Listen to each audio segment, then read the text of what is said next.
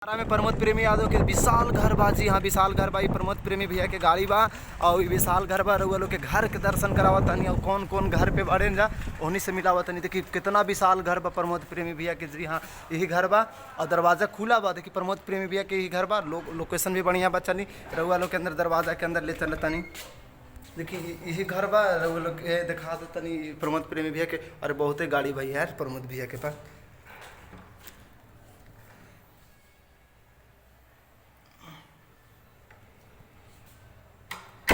सब उनके घर रहल और देखिए सीढ़ी पर हम चढ़ा तानी।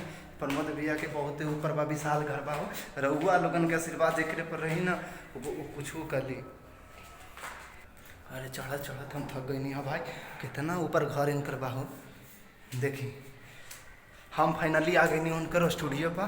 प्रमोद भैया के घर बा। ही नीचे घर नीचे लोग रहेलन और ये स्टूडियो बा। स्टूडियो के देखा तानी स्पेस कितना बा और आई जगह हम मिलाई भी देखा तानी कौन कौन बानी जा जग।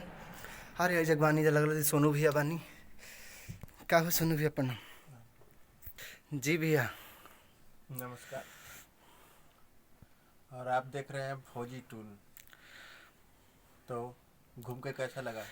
घूम के तो बहुत अच्छा लगा भैया। आपका स्टूडियो आए तो अच्छा लगा। चलिए ये स्टूडियो है यदकुल स्टूडियो और ये आ रहा है 0 माइल से नज़दीक भिलाई रोड। जी जी इसका एड्रेस ये है। और अभी तो रिकॉर्डिंग चलेगा, थोड़ा देर में सिंगर आ रहे हैं। ठीक है, गाना तो बजा दे रहे हैं। देखिए भैया के आज है गाना कोई नो रिलीज भाई लहा जौन गाना के नाम बा काटे गईलू हा कि बाटे गईलू। देखिए भैया के आज यही गाना रिलीज भइल बा। स्टूडियो में भी धूम मचाता सगरो मचाता। यानी पिंटू भैया बानी, पिंटू प्रेमी भैया बानी, इहू सिंगर बानी, बहुत अच्छा गाविला। हमेशा प्रमोद भैया के साथे रहलन जा। सबके प्रणाम नमस्कार करतनी। जे भी भौजी टून के देखा था तो हमारा तरफ से आप सबके बहुत बहुत धन्यवाद रही कि भौजी टून के आप लोग देखी और ज़्यादा से ज़्यादा दुलार प्यार आशीर्वाद दी, लाइक करी। और गुरुदेव जी के गाना और हमारो गाना के दुलार प्यार आशीर्वाद दीजिए। अभी हाल में गाना 2-3 दिन होता है वो गाना रिलीज हो बढ़िया सैया खोजे नमकीन बहुत बढ़िया बा। टेक रिकॉर्ड भोजपुरी से गाना वो छूटल बा।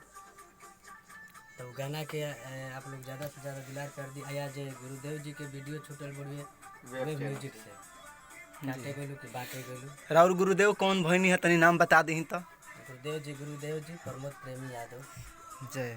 जो भी है आज हम बानी आप सबके दुलार प्यार मिलता उहे के बदौलत मिलत और ये कख से लेकर का कहरा उहे के हमारे पढ़े सब प्रणाम।